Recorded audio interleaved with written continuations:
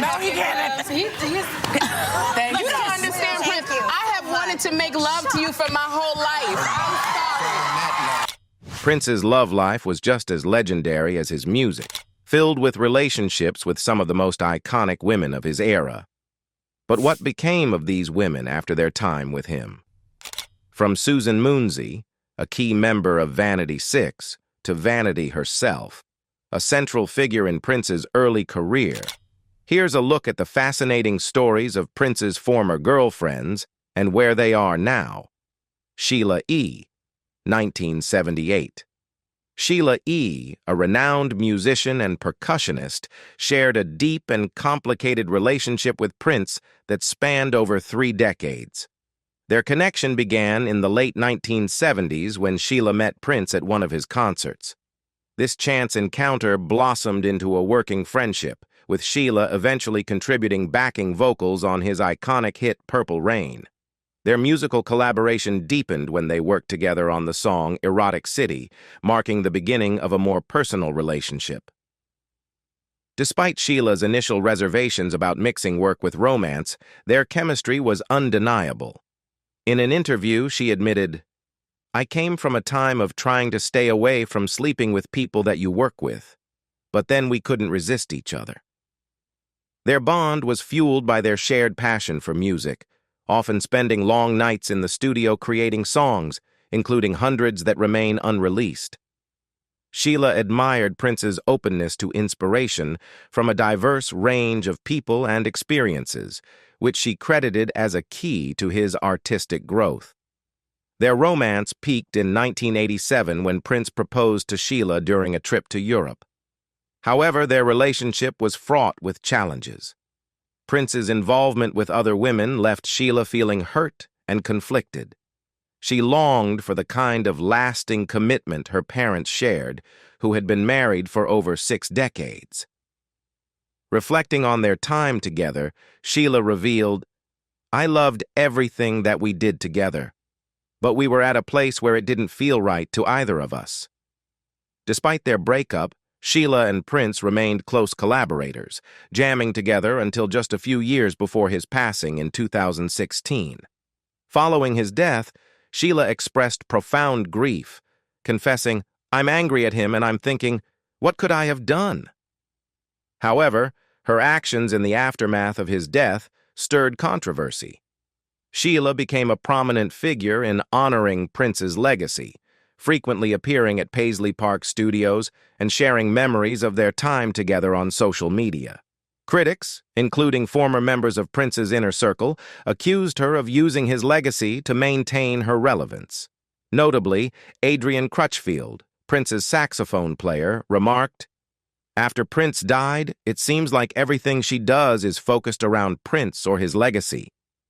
Sheila also faced backlash for releasing 2 tribute songs to Prince. Her 2020 track Lemon Cake drew particular criticism after she shared a story about baking the dessert for Prince, which some viewed as trivializing his legacy.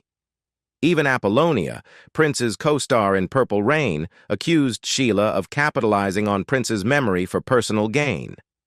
Despite this, Sheila remained undeterred, insisting that her actions came from a place of love and respect for the late icon.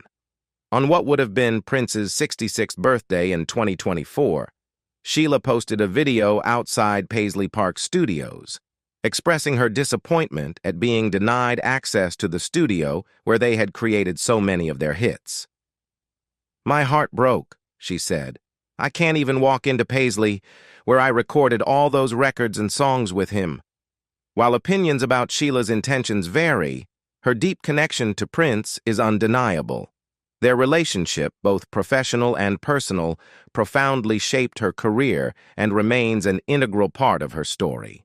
Susan Moonsie, 1980.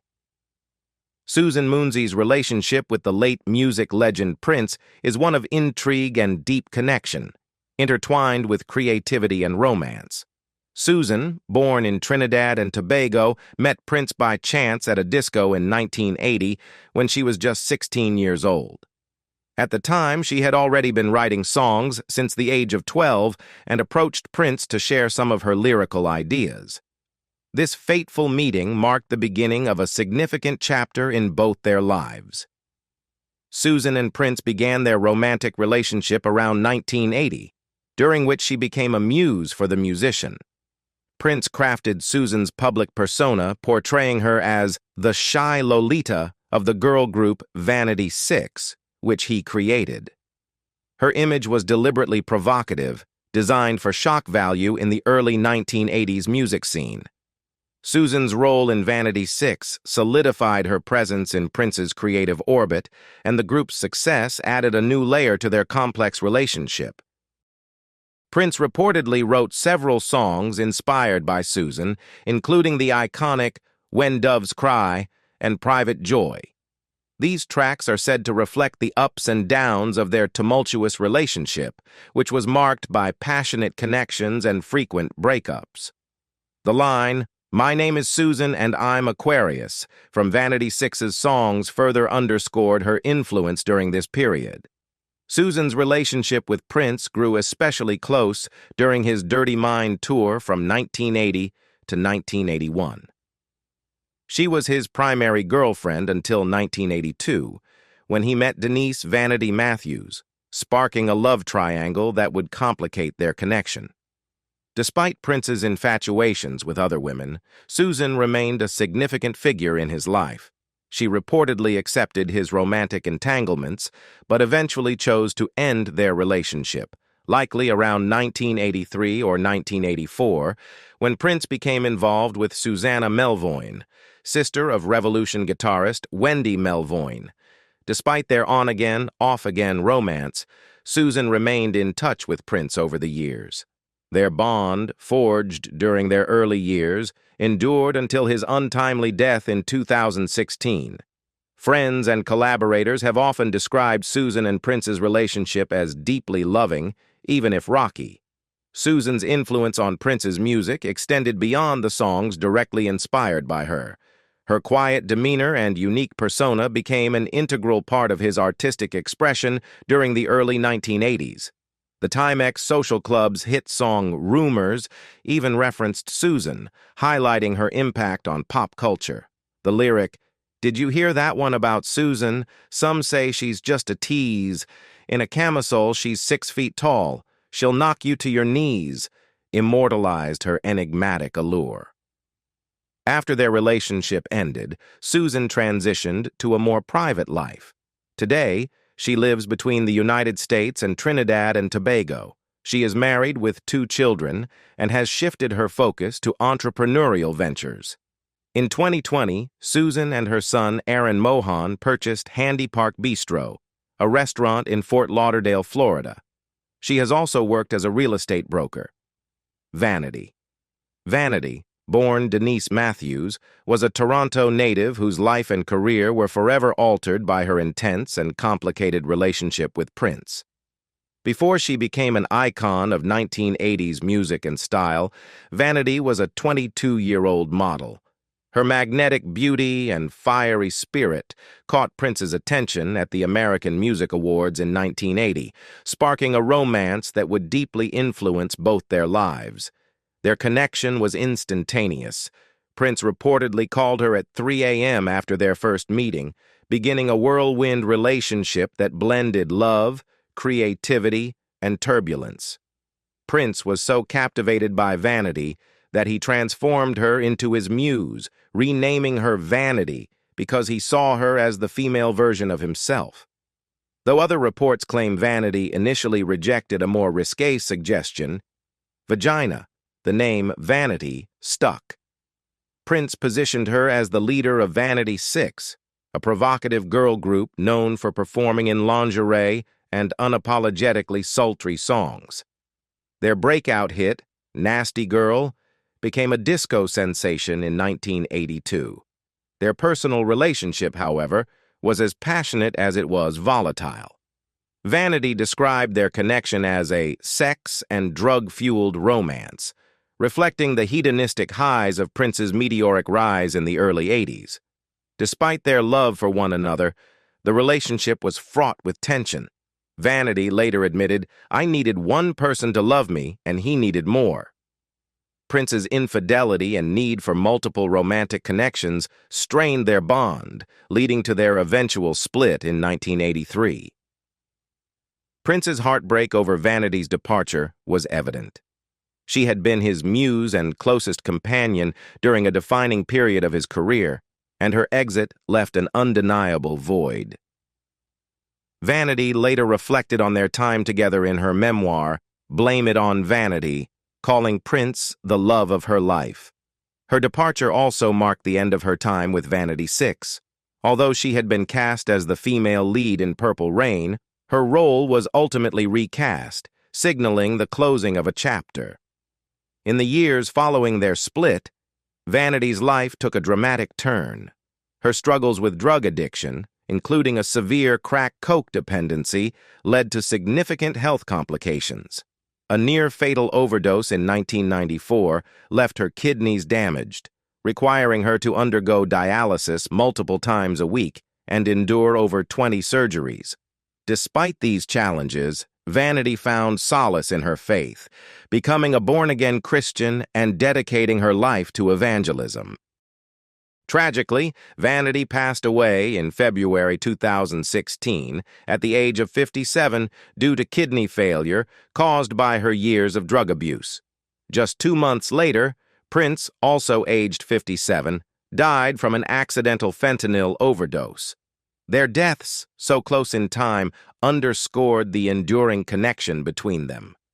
Prince paid a heartfelt tribute to Vanity during his piano and a microphone tour, dedicating songs like Little Red Corvette and Dirty Mind to her memory. On stage, he shared stories of their tumultuous romance, capturing Vanity's headstrong nature and their intense bond. "She and I used to love each other deeply," Prince told his audience in Melbourne on the day Vanity's death was announced. "She loved me for the artist I was, and I loved her for the artist she was trying to be." Devin DeVasquez, 1985. Devin DeVasquez, a June 1985 Playboy centerfold model, reflects on her brief but unforgettable romance with the legendary Prince during the mid-1980s. Their 6-month relationship, filled with surreal and intimate moments, offered her a glimpse into the enigmatic musician's world. "He was small but incredibly sexy. A charming guy," DeVasquez recalls. "I was absolutely in love with him." During the Purple Rain tour, Prince often flew her across the country to join him at concerts, immersing her in his extravagant lifestyle. "We spent late nights at lavish after-parties and had luxurious breakfasts in hotels," she shares. The two first met at a Chicago concert in December 1984 after Prince's entourage showed him a photo of her. "That night, he sent a limo to pick me up and place me front row center at the concert," she remembers. "He performed the entire show for me, doing all these sensual gestures. It was mesmerizing." During the performance, Prince even had a wardrobe mishap. "He did the splits and his pants ripped. He wasn't wearing underwear. I couldn't believe it," she laughs. Later that night, an unexpected twist brought them even closer. After the concert, Prince's bodyguard, Chick Huntsberry, drove DeVasquez back to the hotel, but the car spun out of control and crashed. "We ended up hitchhiking back," she says. "When I finally got to his room to rest, I opened my eyes and saw Prince standing over me. He looked so shy, completely different from the confident performer on stage." Their connection deepened from that moment, and Prince invited her to Sheila E.'s birthday party the next day.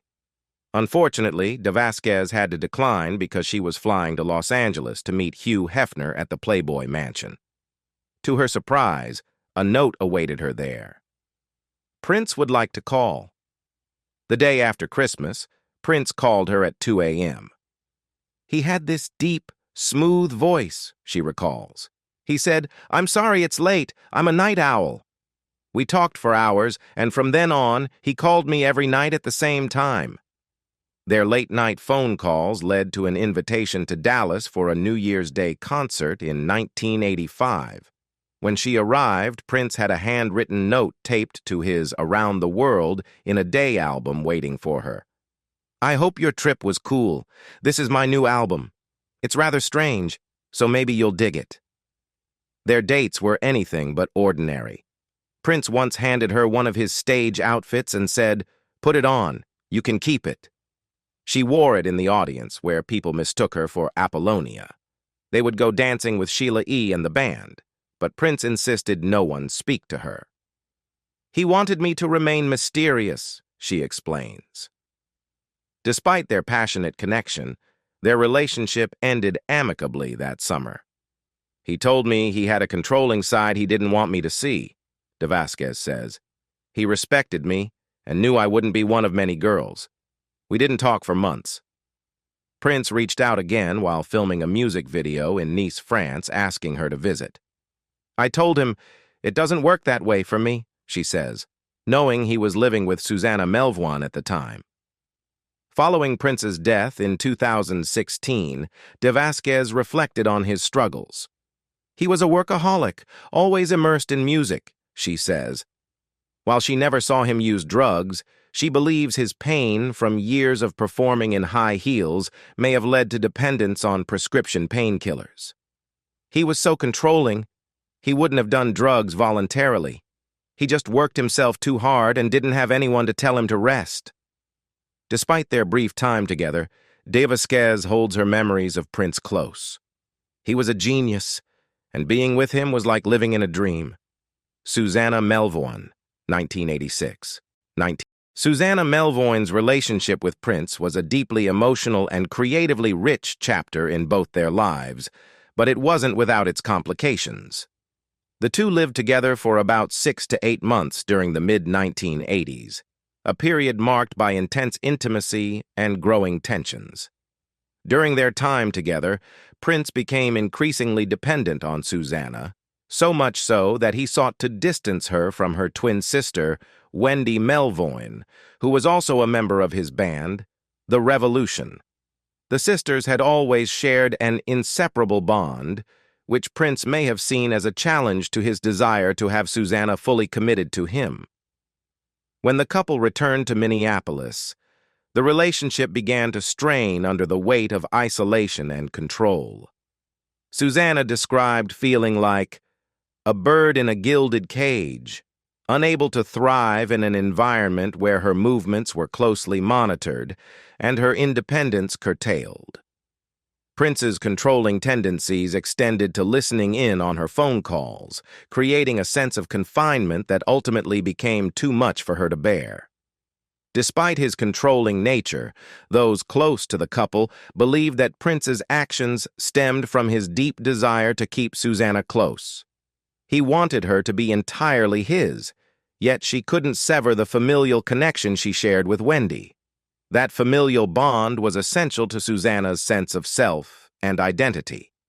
Recognizing this, she made the painful decision to leave. She packed her belongings and returned to California, choosing her freedom and connection to her sister over a relationship that had begun to stifle her. Although their romantic relationship ended, Susanna and Prince remained friends, their bond enduring until his untimely death in 2016. Their time together left an indelible mark on both of their lives, inspiring some of Prince's most iconic work. Notably, he wrote the poignant song "Nothing Compares to You" for Susanna. Even after their separation, Susanna continued to carve out her own path in the music industry. She collaborated with artists like Madonna and Roger Waters and remained closely connected with her sister Wendy and their longtime friend Lisa Coleman. Today, Susanna's creativity continues to flourish as she works on projects like a children's book and animation inspired by starfish and coffee, a song she co-wrote with Prince in 1987. Kim Basinger, 1989. Kim Basinger's romance with Prince in the late 1980s was as enigmatic and passionate as the two stars themselves. Their relationship began during their collaboration on the Batman soundtrack in 1989, where Prince created the film's iconic music. Kim, already a celebrated actress known for roles in films like 9½ Weeks and L.A. Confidential, was drawn to Prince's creative genius and magnetic personality. What began as a professional connection quickly turned into a whirlwind romance. At the height of their love, Kim made a bold decision. She left her life behind in Hollywood to move to Prince's hometown of Minneapolis. This move signaled just how deeply she had fallen for the enigmatic musician. She described this period as a mix of enchantment and self-discovery, but not everyone in her circle was thrilled. Her family grew increasingly concerned, fearing Prince's influence over her. Their worries culminated in an unannounced visit to Prince's estate, where they insisted on taking Kim back to Los Angeles. While their intervention succeeded, Kim's time with Prince left an indelible mark on her life. During their brief relationship, the couple created music together.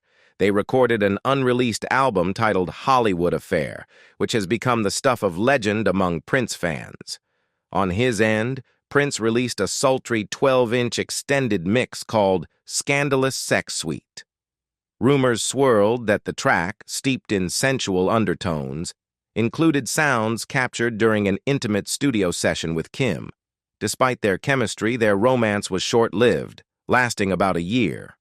The reasons for their breakup remain private, but their demanding careers and the stark differences between Kim's Hollywood world and Prince's Minneapolis roots likely played a role. By the early 1990s, their relationship had ended, but its impact lingered. Prince continued to dominate the music world until his untimely death in 2016, while Kim shifted her focus back to acting, later winning an Academy Award for LA Confidential. Today, Kim Basinger lives a quieter life, largely stepping away from the spotlight. Occasionally, she reflects on her time with Prince, describing it as a unique and transformative period. Carmen Electra, 1991. Carmen Electra's life and career were profoundly shaped by her relationship with Prince, who transformed her from an aspiring artist into a pop culture icon. Born Tara Lee Patrick, she was just 18 when she first crossed paths with the enigmatic musician. At the time, one of Prince's producers, Robin Power, discovered her dancing in an LA nightclub and invited her to audition for an all-girl band he was assembling. While the band didn't materialize, Prince saw potential in her and offered her an opportunity that would change her life forever. The first meeting with Prince left a lasting impression on Electra. She described him as mysterious, standing in a doorway during her audition. Despite her initial shyness, Prince believed in her potential. He convinced her to move to Minneapolis in 1991 and live at Paisley Park, his creative sanctuary. Prince reimagined her identity, giving her the name Carmen Electra, explaining, "You're not a Tara, you're Carmen." At Paisley Park, Prince took a hands-on approach to mold Carmen into a star. He repurposed songs originally written for other artists, managed her career, and organized photo shoots and custom outfits to craft her image. Electra described him as kind, soft-spoken, and humorous, but also acknowledged that he could be controlling when it came to his music and the careers of those he worked with. During this period, Carmen found herself falling in love with Prince. However, their relationship was complicated. While she lived at Paisley Park, she had her own bedroom, a detail that underscored the unconventional nature of their romance. She admitted to sleeping in full makeup, with her hair styled and heels by the bed, always prepared for an impromptu visit from Prince. Despite his assurances that she was his only girlfriend, Electra suspected he was romantically involved with other women in his circle, adding tension to their relationship. In 1993, after the release of her self-titled debut album failed to gain traction, Carmen decided to leave Paisley Park and pursue her career independently. Prince supported her transition, providing her with an apartment in Los Angeles. However, life after Prince proved challenging. Carmen faced financial struggles, including a period where she was nearly homeless. She endured an abusive relationship and even reached out to Prince during a desperate moment, telling him, "I don't have any money. I'm hungry." Prince responded by offering her a job at his Hollywood nightclub, Glam Slam, as a dancer for his weekly Erotic City show. While the pay was modest, $100 per week, it opened the door to new opportunities. In 1996, she posed for her first Playboy pictorial, a milestone that propelled her into the spotlight. That same year, she landed roles in independent films and became a host on Singled Out. Her breakout moment came when she joined the cast of Baywatch. Despite the ups and downs of their relationship, Carmen spoke fondly of Prince after his passing in 2016. In an interview with People, she reflected on his impact. "The world has lost a truly incredible spirit and musical genius. He gave me my name, he believed in me, and he has inspired an entire generation. I will always love him." Nona Gaye. Nona Gaye, the talented actress and singer, had a brief but significant relationship with the legendary musician Prince in the early 1990s. Nona, who was just 17 years old when she first encountered Prince, describes their connection as an intense and surreal experience. She was immediately drawn to his charisma and his undeniable presence, recalling that she thought he was beautiful and fell in love with him like many other women who were captivated by his mystique. Despite the intensity of their relationship, Nona later admitted that she never truly got to know the man behind the persona. In interviews, she described the relationship as confusing and emotionally complex. "It was very, very strange," she shared. "I was 17 and had never experienced anything like him before, and I never will again." She revealed that despite dating Prince for 3 years, she never fully understood who he was, nor did he ever truly let her know him. The relationship felt like a series of head trips and emotional manipulation, making it difficult for her to form a deep, authentic connection with him. "It was a whirlwind of head trips and mind screws," Nona confessed. "I dated him for 3 years and didn't really know him, and he never really knew me either." Prince was notorious for his complex and private nature, often keeping multiple relationships in parallel. Nona, with her striking beauty, refined features, sculpted cheekbones, and model-like presence, was undoubtedly someone who caught his eye, but as with many of his romantic entanglements, their connection remained elusive and enigmatic. Even after the breakup, Nona continued to reflect on her time with Prince as a formative chapter in her life, but one marked by confusion and emotional distance. In the years following her relationship with Prince, Nona went on to establish a successful career in her own right. She is best known for her acting roles, particularly for her portrayal of the character of the girl in the 2001 film The Matrix Reloaded. As of today, Nona Gaye is a mother and is still active in both the entertainment industry and her personal life, though she keeps a relatively low profile. She occasionally appears in film and television projects, but her focus has shifted toward a quieter, more grounded existence. Mayte Garcia, 1996. Mayte Garcia, a talented dancer and singer, shared a deeply emotional and tumultuous love story with the legendary musician Prince. Their relationship began in an unexpected way during a concert in Spain when Mayte was only 16 years old. Her mother, a devoted fan of Prince, had sent a video of Mayte's belly dancing to one of his backup dancers. Just 5 days later, Prince hired Mayte to dance in his Diamonds and Pearls tour. As their bond grew, Mayte's role expanded beyond dancing. She recorded both English and Spanish vocals for Prince's albums, showcasing her versatility as an artist. On Valentine's Day in 1996, Prince and Mayte were married in Minneapolis, Prince's hometown. Mayte even designed her wedding dress with the help of Prince's wardrobe designer. However, their love story took a tragic turn later that year.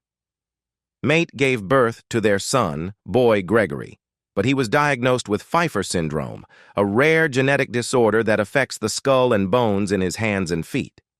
Boy Gregory lived for only 1 week, leaving both Mayte and Prince devastated. The loss of their son had a profound impact on their relationship, plunging them into a deep sense of grief that they found difficult to overcome together. By 1999, the relationship had become strained, and their marriage ended in divorce in 2000. Mayte described the transition as a cultural shock, moving from the world she had known to the streets of New York. Despite their separation, they remained on good terms until Prince's death in 2016. Mayte has often spoken about the deep bond they shared and the profound impact Prince had on her life. It was magical. It was everything that I loved. Music, dancing, creative freedom. I got to express myself in more ways than I thought, she said in a past interview. This chapter of Mayte's life is remembered as one marked by both love and loss. Despite the heartache and challenges, she has continued to pursue her career in dance and music, carrying forward the artistic spirit that first brought her and Prince together. Today, Mayte remains active in the entertainment world, though she keeps much of her personal life private. Manuela Testolini. Manuela Testolini's journey with the legendary musician Prince is one of love, creativity, and lasting impact. Their story began when Manuela worked as a consultant for Prince's foundation. It didn't take long for her to catch his eye, and within a year, they were deeply in love. In 2001, they married in an intimate ceremony, marking the start of a partnership built not just on romance but on shared values and a deep connection. Their marriage was a unique collaboration, with both of them passionate about philanthropy. Manuela, inspired by Prince, went on to found the In a Perfect World Foundation, a charity aimed at empowering children and providing educational opportunities in underserved communities.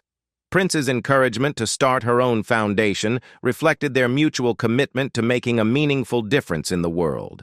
Despite their close bond and shared mission, their relationship faced challenges. They separated in 2005, and by May 2006, their marriage was officially over. However, even after their divorce, they remained friends, staying in touch and maintaining a deep respect for one another. Manuela's connection to Prince remained strong, and she recently reached out to him about a school she was building in his honor, an enduring tribute to the profound impact he had on her life. Today, the school stands as a tribute to Prince, and Manuela's philanthropic work continues to honor his legacy. She has since moved on to find happiness in her personal life and is now married to singer Eric Benet, marking a new chapter while still holding on to the memories of her past. Bria Valente. Bria Valente's name is closely tied to both music and mystery, as she played a unique role in Prince's romantic history. Their story began when Bria, a 17-year-old aspiring singer, caught the attention of the legendary musician. Prince saw her potential and quickly took her under his wing. What started as a mentor-protege relationship soon evolved into something more personal, turning into a romantic connection. In 2009, Prince helped launch Bria's debut album Elixir, released alongside his own albums Lotus Flower and MPL Sound. Her smooth, mellow style was a perfect fit for Prince's innovative music, and she had already made her mark on his 2007 album, Planet Earth. Her voice added a distinctive flavor to his work, and their musical collaborations were a blend of passion and creativity. However, their romance faced challenges after Bria released her 2012 single, Tonight, produced by Prince and released by the Swiss label Purple Music. Despite the initial promise, her music career stalled, with no further releases in the works. While their artistic connection remained strong, the personal relationship eventually ended in 2010.